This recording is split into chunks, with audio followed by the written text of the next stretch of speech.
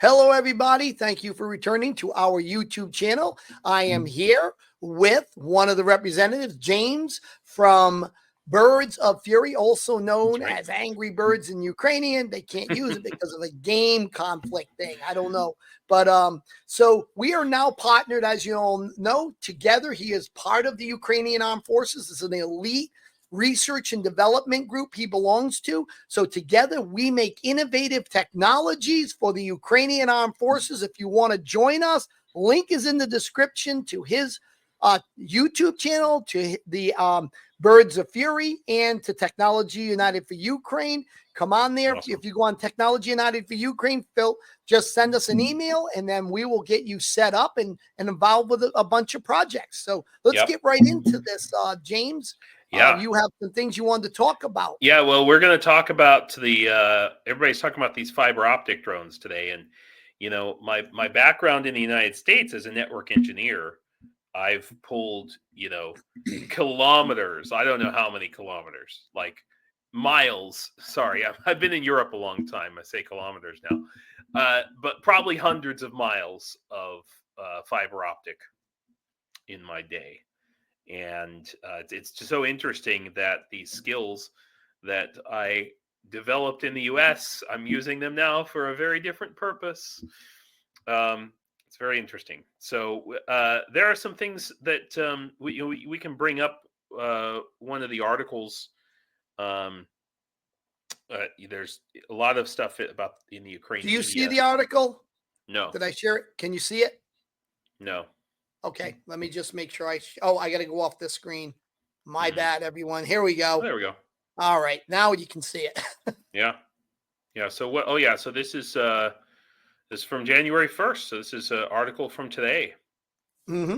And if you guys don't know what a fiber optic cable is, it's very interesting that a lot of Americans may not even know what fiber optic cable is because it's so uncommon. In the United States, I have fiber optic cable in my crappy Ukrainian apartment in the middle of nowhere. Okay. I have fiber optic cable coming into my home here with gigabit capacity. Okay. And most people, I would say most people who have internet here in Ukraine now, it's supplied by fiber optic. So what fiber optic is, it's actually glass. It's actually glass fibers that is literally the width of a human hair. And so even though it's glass, at that small size, it's very well protected and it's actually flexible. You can't bend it too much, but within a radius of about like this, maybe like that, you can actually bend it without breaking. And you can pull it, pretty hard. And so that's what in this picture here, the drone, it's on a little stand in the snow there. And I know this is a very, very recent picture because I know how often, how recently and where it has snowed here in Ukraine. And so this is definitely somewhere up in the Kyiv area and quite recent. So that canister that you see there is about 10 kilometers of fiber, and it's fiber that is stripped down to just the bare essentials. So normally when you have fiber optic cable for internet purposes or whatever, it's a little bit thicker. It might be anywhere from a few millimeters to even like a quarter inch thick, so it has some protective shielding. This stuff has almost no protective shielding. Okay, and it transmits data. It transmits data at an extremely fast speed, and doing this, the drone doesn't need wireless control.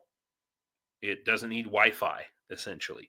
Now, in the U.S. Army, they've been using this for artillery since what, the 1990s. Mm-hmm. So it makes perfect sense that that Ukraine would adapt it. Now, here's the thing, okay? Ukraine and I understand actually, Brian, Hmm. technology for Ukraine were the Hmm. guys who really pioneered this and Hmm. developed the capabilities for it. But Hmm. the irony is, here's the thing: Russia, this all they are able to do is copy, you know. Hmm.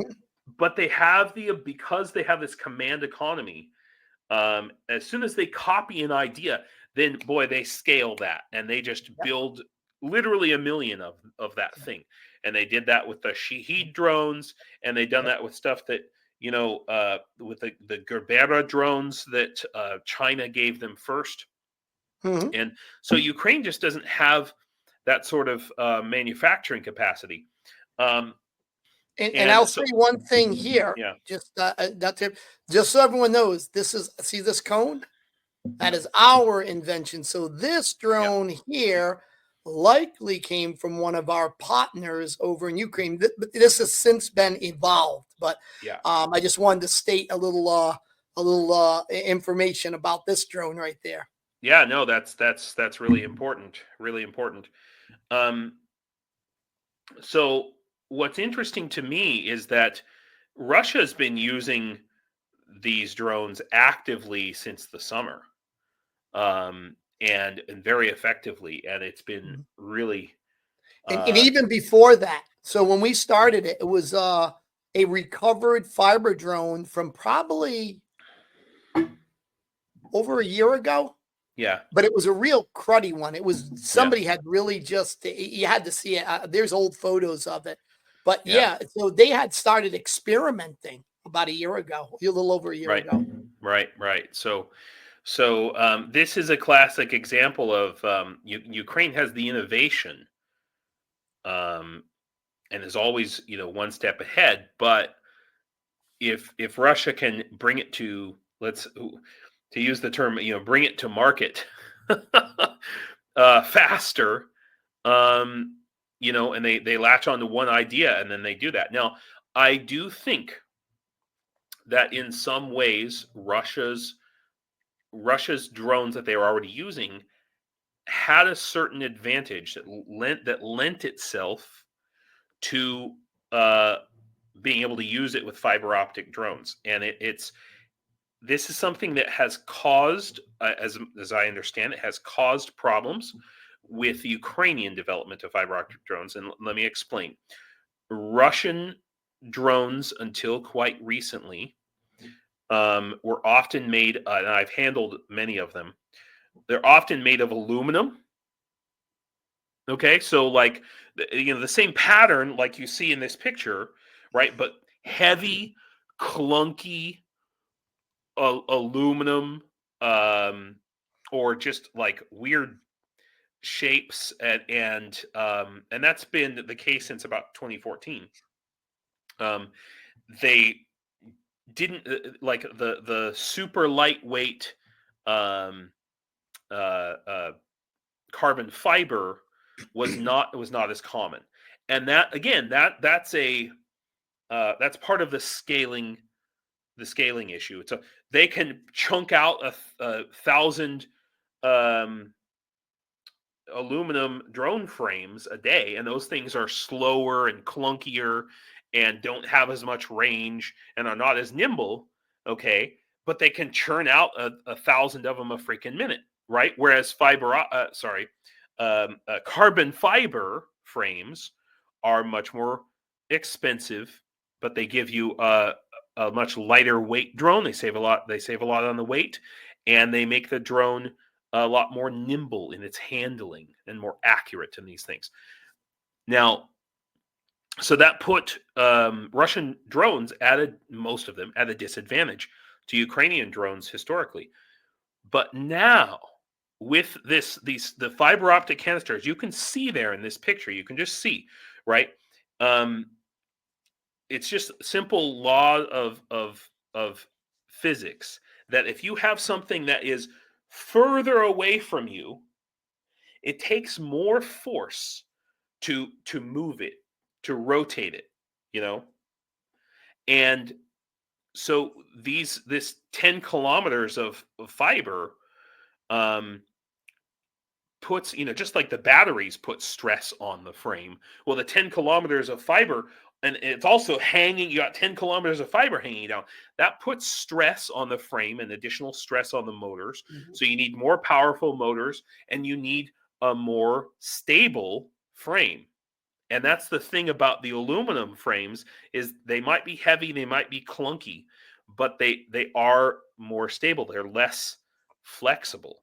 And so I think that in this case, the Russian disadvantage lent itself to them being able to develop these fiber optic drones and scale them faster.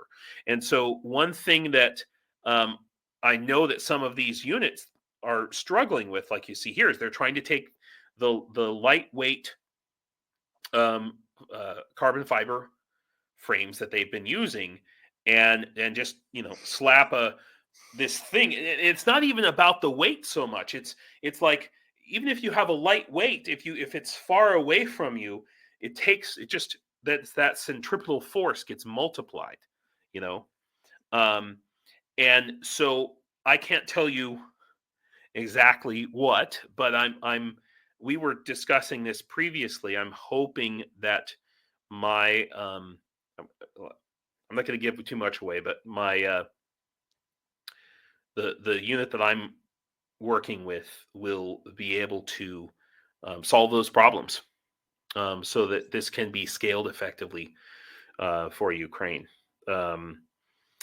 We will see Well, in the very near future. A lot of the stuff, and we're working now in conjunction with you guys, and a lot of the big problems we've solved, but what you're talking about, the problems with the fiber end of everything, it's the drone problem is what we're working together with you guys to figure out. And there's still some more challenges with the fiber drone.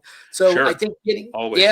But I just wanted to spell a myth here, because everybody has this idea.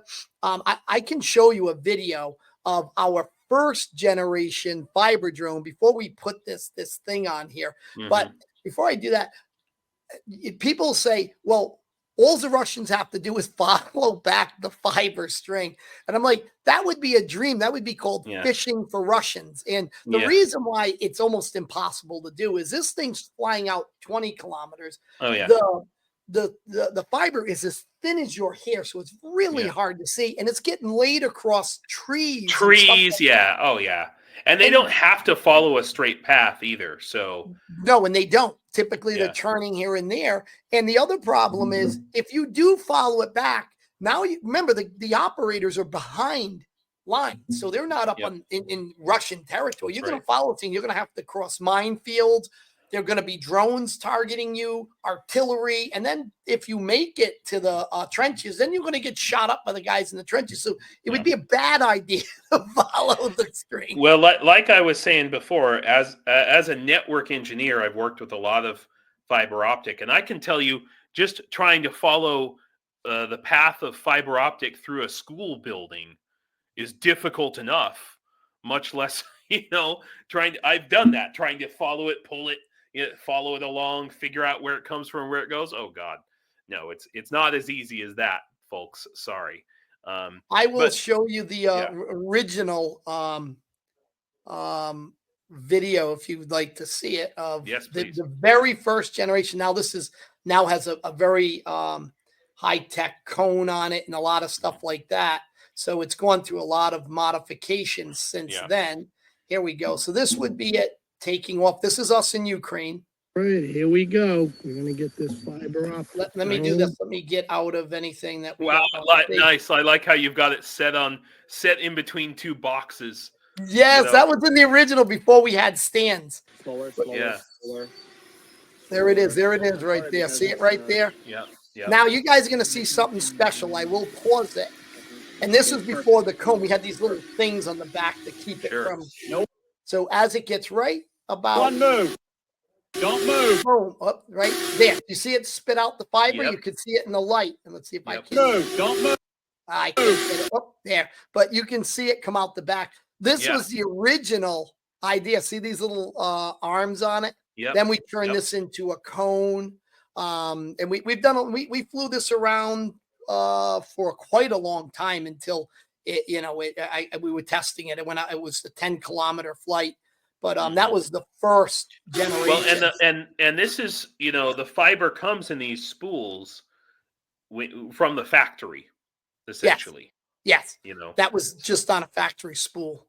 yeah, so that's why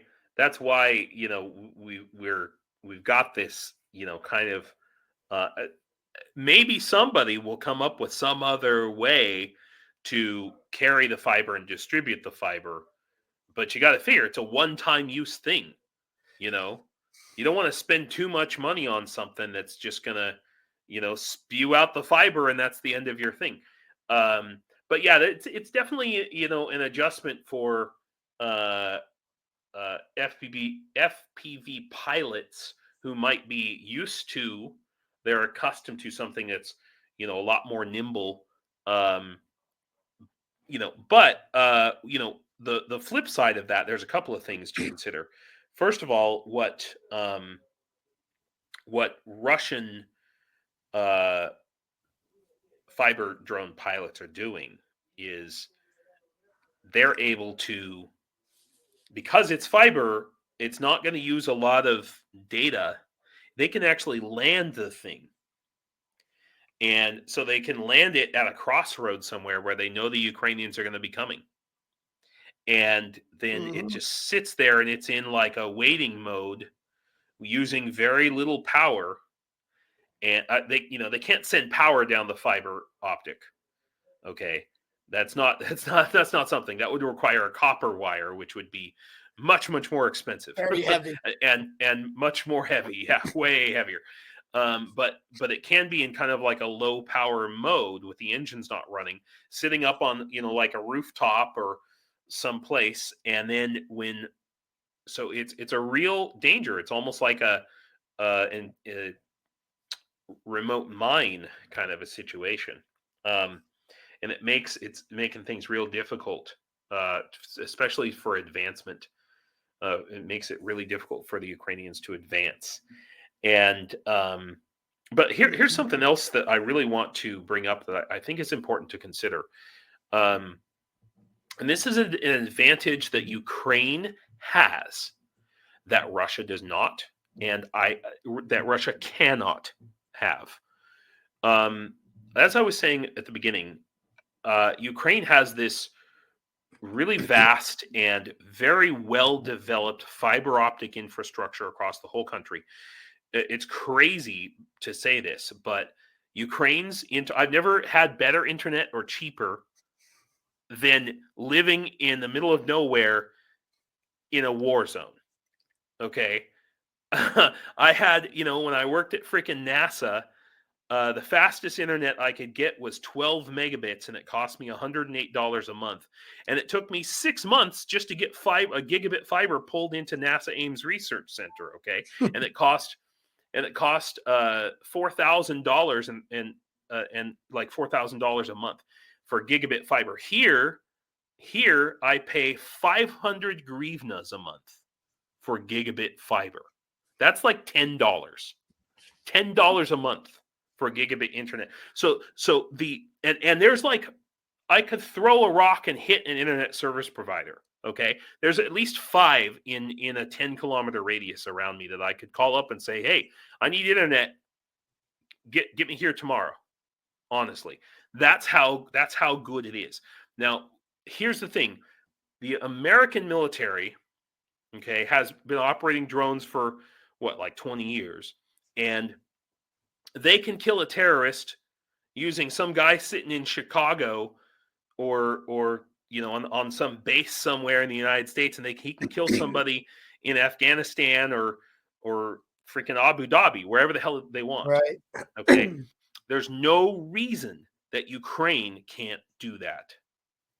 Okay, so these fiber optic drones, instead of having the operator, uh, sitting there operating the fiber optic drone 10 kilometers from, its target, the operator could be sitting in Kyiv on his sofa, you know, and that's the potential here. So in other words, and this is kind of the thing that, Magyar has been talking about this, and Azov Brigade, their drone units have been talking about this. They're trying to move the drone operator further and further away from the battlefield, because every time you lose a drone operator, that's like a month of training, and setting aside the human tragedy, obviously, and I've had friends who have died, who've been shelled or struck with Lancets, and it's not just one. It's like what you're saying. How do you replace somebody with a year of experience on the combat? Right. Like, It's a big deal. the wisdom and all of that's gone. It's The not. institutional knowledge. It's a big deal. It's a big deal. So now there are issues. There are hurdles to what I'm just describing to you right now. But there's no reason that your average tech guy in Kyiv, who maybe has been avoiding, he's hiding from the recruiters, sitting in his apartment. There's no reason that he couldn't come home from work every day, sit down at his, big widescreen TV, flip on, his PlayStation effectively controller, and for a couple hours before dinner, kill some Russians. Okay? That's the kind of thing that Russia can't do, that because they don't have that internet infrastructure, not in the occupied territories, and not in even in Russian territory. They haven't invested in their infrastructure in that way. And so this is where, ironically, these fiber optic drones, if Ukraine can scale them properly, will be a real game changer, I think. Because what would happen if all of a sudden the drone force, I don't need to put on a uniform. I don't need to go through a month of basic training. I don't even need to do any of that. I can just, I think that the Ukrainians would actually pay money. Like, they'll get a subscription to the drone service. We're really talking about that. That's the kind of, innovation that we're going for here. So, Right. Yeah. And it's a big thing with us being able to bring in experts around the world with Technology United for Ukraine to help you with this. I mean, what our chief engineer, that's what he owns. He owns networks, these towers that are I believe they're fiber optically fed, but he's got these I forget, network towers that he owns all over Canada. So you bring these extra expertise that can come in. We have a world-leading expert on fiber optics. One of my other engineers, chief engineers, is, well, I should say, one of my engineering architects who work under the chief engineer, but he's a world-renowned fiber optic expert. He's worked in all kinds of weapon systems. So this is why anybody out there, come join us. Work with the Birds of Fury. Work with us. I mean, let's build this. Let's make this happen, and let's bring the resources and knowledge in that Ukraine needs. We can change this war overnight, literally, with people's efforts. That's right. That's right. That's right. It's so important, and I just want to thank you, Brian, for getting in touch with us and bringing all of these people together. Because people sit back and they think, oh, I can't do anything. Nobody, what can I do? I feel really bad. But, well, guess what? Now here's your opportunity, Absolutely. Look at me and you. Here we are, two American guys. I mean, we're fairly significant people on the planet. Like, right. We're military geniuses, or I'm not even an engineer. And I built a whole 200 plus engineers from around the world. You're over there leading a significant R&D public relations campaign for the Ukrainian armed forces. I mean, anybody with an idea, and if you have that tenacity, you have the want to do something great, come and join us and do your great thing with us. You can change human history, because this war, win, lose, or draw, will change the future of human history. So, For you sure. know, this is the For sure. reality. Yep. Yep. Yeah. Well, very cool. So now you guys have some knowledge you didn't have before, I think. I hope that I hope your viewers can.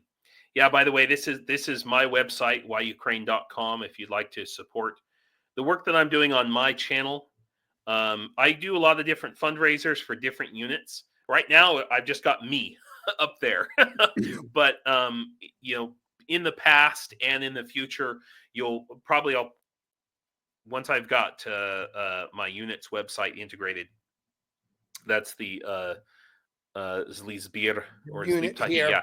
Yeah, Zliptahi. That this is the manufacturer that makes the UAVs. Who you know I work as a consultant with, and this is our primary product that we do. So and one of the big things that I'm helping them with is you know, there's such a need. There really is a need for this type of a product in the United States. Not necessarily as a military, Mhm. but these are long range bombers that don't require human interaction. They're pre-programmed essentially. They're not AI or anything like that, so it's not like the Matrix. But these could, you know, in our case, we were using them to drop bombs on Russian logistics, but they could be used to deliver humanitarian supplies to remote places. It could be used for all sorts of life saving. I have a plan to adapt these for fighting fires in extreme remote areas, like in the California forest fires and things like that. Not to carry water, right? Not to carry water, but actually to carry small ping pong ball incendiary devices that firefighters use these to backburn, essentially. So in other words, they'll go in a helicopter in front of a fire and backburn in the opposite direction to stop the fire going in a specific direction. And helicopters can be, you know, like $75,000 per hour to fly or something like that. And, you know, we can build these for like $50,000 a piece. And they can, you know, they can be used 50, 100 times basically. And they have about 100-kilometer range. That's a 70-mile range. So in other words, in a round trip, you could have, so in other words, if they were to be used for like firefighting, it would take the human risk factor out of flying into these remote areas with smoke, with a helicopter. These can fly right through all of that with no problem. And even if they crash, you're not risking human life. So this is some of the applications we're looking at, you know, post-war, actually. A lot to be thought about that rebuilding. You know, that's Yeah. going to be another big topic. And, Hmm. you know, there's going to be a campaign coming up soon, guys, where, you know, donate to a lot of these platforms, the fiber drones, these type of platforms, so we can accelerate. You know, we want to work with other nonprofits. If you're a nonprofit out there and you want to join us in raising the funds to help support this unit, the Birds of Fury, please reach out to us. We'd love to bring you on board. We'd love to work, because this goes directly to impacting the battlefield. This money will go right to it, to the military unit. There is no middle people. There is no nothing. And, you know, if you want something like this to be put out in front of the Russians, they can do that. You want a fiber drone, we can do that. But your funds will go right to impacting the front lines. Yeah, that's right. That's right. Yeah, so fantastic. And thank you all for watching this video. I hope you've been enlightened. Thanks for coming to Why Ukraine and Technology for Ukraine. Go check out our websites and help us if you can. Absolutely. Slava Ukraini, everyone. Do побачення.